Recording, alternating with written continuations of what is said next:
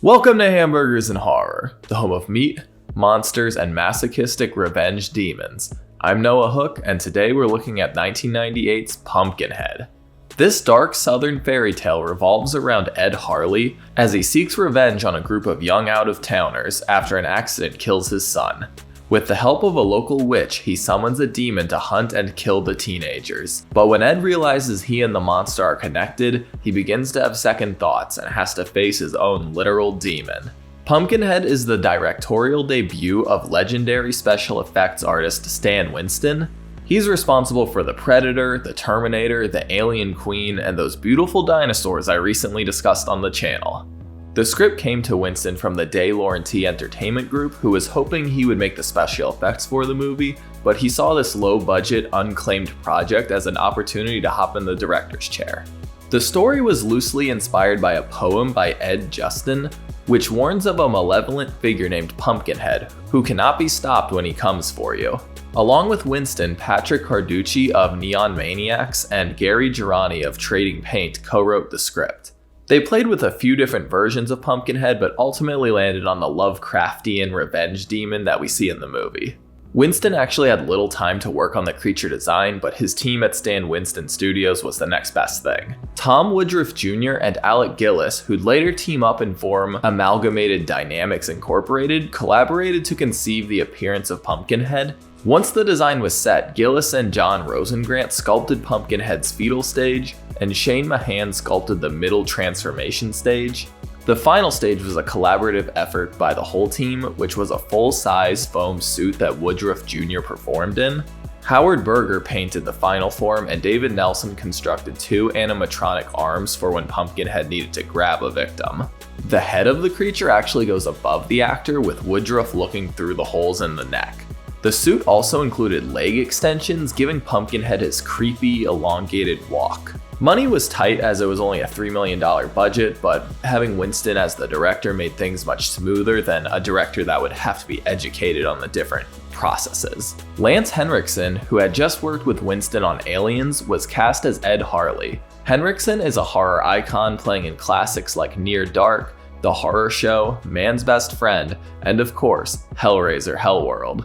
The film also stars Cynthia Bain from Spontaneous Combustion, Jeff East from Huckleberry Finn, John D'Aquino from Wild Side, Kimberly Ross from Nightmare at Noon, Joel Hoffman from Slumber Party Massacre 2, Carrie Remsen from Ghoulies 2, Brian Bremer from possibly the most batshit Silent Night Deadly Night installment, Florence Schaffler from Bachelor Party, and 8-year-old Matthew Hurley from Gangland. Pumpkinhead had a limited theatrical release and grossed around $4 million at the box office. It was met with mixed reviews by critics, some of whom thought the movie was just a little formulaic, others found it to be more meditative than the average B-movie, and everyone pretty much agrees the monster looks cool. It currently has a 65 and 48% on Rotten Tomatoes, so while it isn't adored by everyone, it definitely has a cult following. I'm definitely one of those people, as Pumpkinhead captivated me as a child, and it's still one of my favorites to this very day. I know it's not a perfect movie though, and I'm excited to look at it with my YouTube critical lenses on. I think it's time we pay old Haggis a visit, because we're watching Pumpkinhead. The movie opens with a fierce fucking title card and score, and there are actually 3 minutes of fiery opening credits. In 1957, young Ed Harley says his prayers while his daddy loads up his double barrel. A wicked gale is brewing, and Tom Harley rushes to lock away the livestock. He barricades the door, and Ellie asks if she should be afraid, and the answer is fuck yes, as a man sprints through the woods. He stumbles into a cornfield and is momentarily snatched by a scary-sounding unseen creature. The man named Clayton bangs on the Harley's door, begging to be let inside. Ellie wants to help him, but Tom says they cannot interfere. Ed also asks why they won't let the man in, and Tom tells Clayton to go on and get. He says he didn't kill some girl, and while Tom is sorry, he cannot risk his family.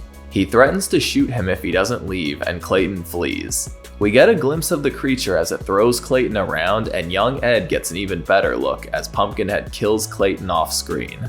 Young Ed is now an older Ed, and has a sweet son named Billy and a dog named Gypsy.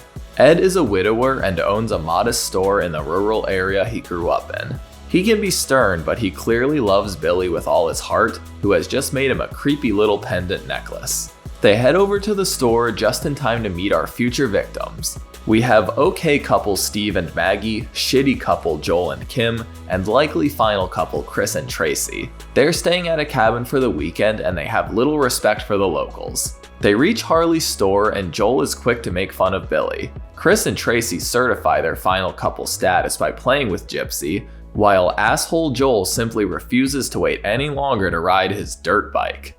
A local named Mr. Wallace pulls up for business and Tracy shows his grandchildren her fancy camera. Little Jimmy Joe steals Billy's ball, and older brother Bunt uses this as a teachable moment. His siblings circle him and repeat the poem. Harley remembers his encounter and Tracy tells the children to stop scaring Jimmy Joe. Bunt gives Tracy one more scare before loading up, and Harley forgot to bring a bag of feed for Wallace and he agrees to drop it off to him later that day. Harley leaves Billy to tend to the store, and these idiots are just hanging around now, I guess. Gypsy gets outside and starts chasing the dirt bikes, and it's here you realize what's about to happen. Steve nearly hits Billy, but Joel flies in and takes him down. Billy isn't looking good, and Joel quickly and aggressively makes his exit. There's no phone in the store, so Steve stays with Billy while the others rush to the cabin to call for help. Ed returns and rushes over when he sees his son on the ground. He puts Billy's glasses back on and gives Steve a look you simply don't want to be given. Harley rushes off just as the others reach the cabin. Tracy tries to call for help, but Joel cuts the phone line and takes the keys from her. He was in another accident recently and is on probation and simply refuses to take any responsibility. He throws Tracy, but Chris gets a good hit in and takes the keys, but Joel grabs a log and knocks him out. Oh, and Maggie is a useless mess in case you're wondering. Ed returns home and starts to tell Billy another story, which is something they've done a few times so far, and Billy utters the word daddy before dying in his arms. Harley's eyes shift from sorrow to rage, and Steve meets up with his disjointed friends. Maggie is still catatonic, and Joel has locked Chris and Tracy in a closet. Joel somehow still thinks he's just going to walk away from this, and Steve tells him about the look Harley gave him. He's wrapped up Billy and gone to the Deliverance part of town where the Wallace family lives. Bunt grabs the food, but Ed doesn't want their money. He wants to find an old woman who lives in the forest. The woman is supposed to have some sort of powers, but Mr. Wallace claims not to know of this woman. He shows him Billy's body and wonders if she can help him, but Mr. Wallace says the only thing that woman will do is drag him straight to hell. Bunt is waiting for Harley down the road though, and for the price of $10 tells him where he can find Haggis, the old woman. Harley makes the boy come with him, but he only agrees to go part of the way. He hops out of the truck and Harley continues through the scary woods. He reaches Haggis's bayou hut and carries Billy inside the creepy ass shack. Haggis says raising the dead is beyond her power, and she refuses when he offers his gold collection. He recalls the stories he heard as a boy. If a man had been wronged, he could come to her and summon a creature to seek vengeance for him. She warns that the cost is greater than money, but Harley cares not for his soul anymore. She tells him about an old graveyard nearby and says what he needs is buried there. She tells him to bring it back and they can begin. He wanders down a creepy skeletal path and reaches a foggy pumpkin patch. Atop a strange plateau is the thing he's looking for, and Harley starts digging. He eventually finds a small, deformed corpse and carries it back to Haggis. She says for each of man's evils there is a special demon that exists. This one is vengeance, and it is apparently cruel and devious. She takes some blood from him and Billy and pours it into the mouth of the corpse. Harley collapses and baby Pumpkinhead starts coming to life, and he quickly grows to full size. Harley awakens and Haggis tells him it has begun. He struggles to drive home and envisions Billy asking him what he's done. Pumpkinhead has quickly made it to the cabin and Maggie wanders outside for some reason. Steve tells his brother to do the right thing and goes after her. Meanwhile, Ed is telling his dead wife those kids will pay as he buries Billy next to her. Steve is able to comfort Maggie with her love of the Lord before getting snatched into a tree. Harley falls to the ground in pain as he envisions Steve being dropped.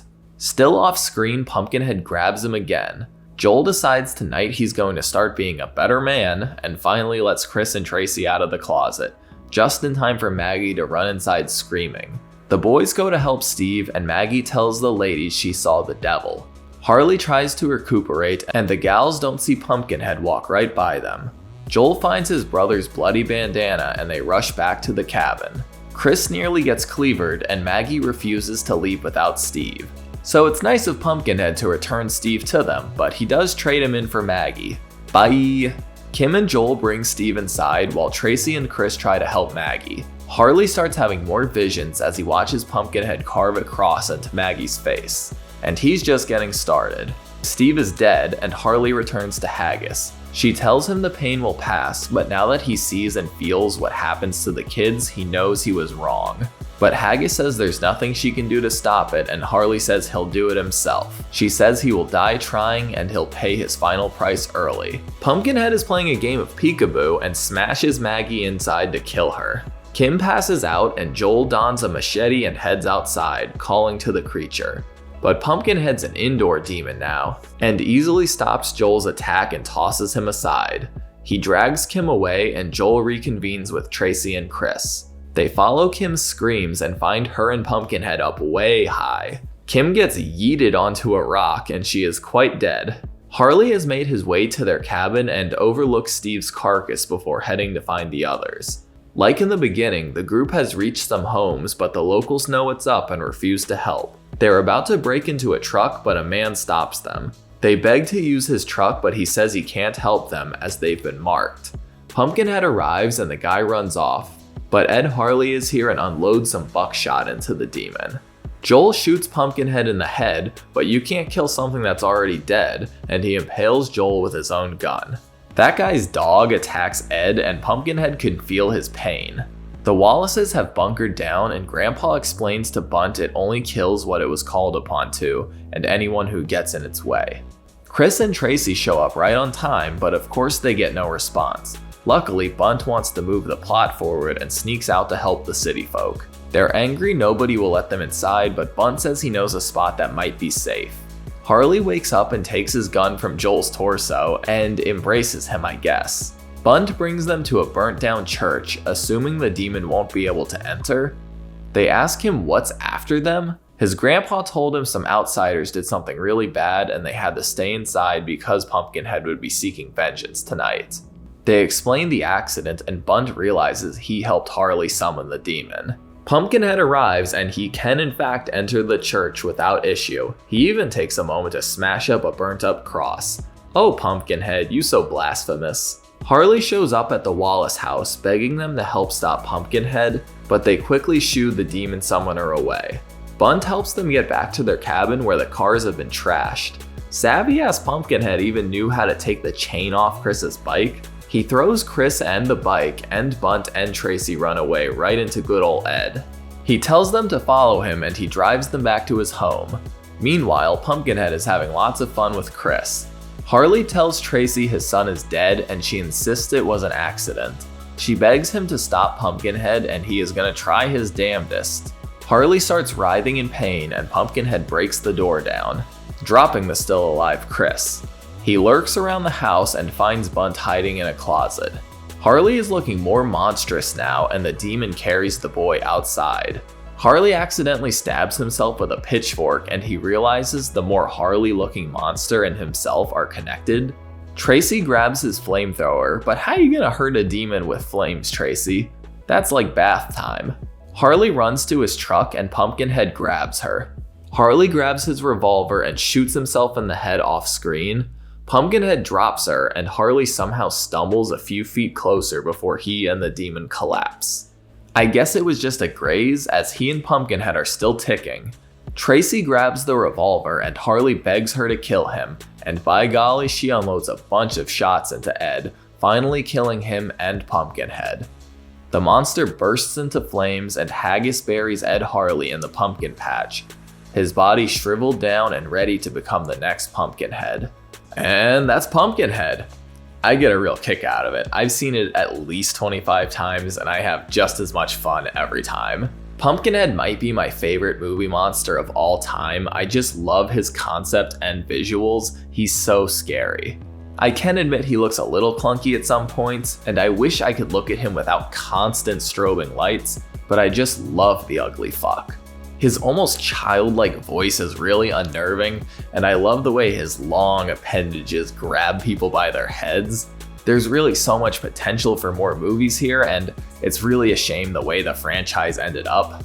Ed Harley is a complicated character, and Lance Henriksen plays him superbly. You feel really bad for him and understand why he'd go to such extremes despite watching him be so soft and sweet with his son earlier in the movie.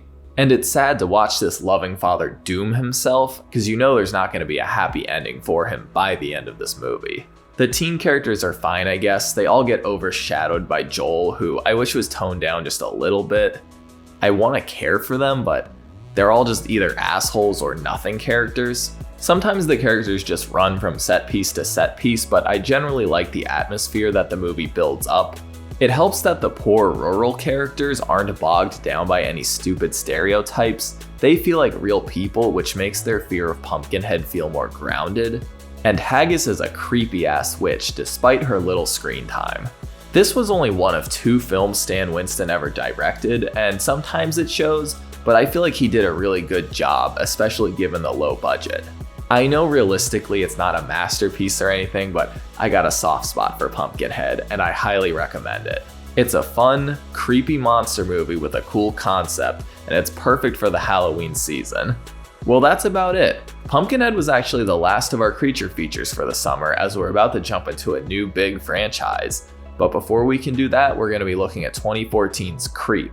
Thank you all for joining me, and an extra thank you to my patrons. As always, I'm Noah Hook, and this has been Hamburgers and Horror. Stay safe out there.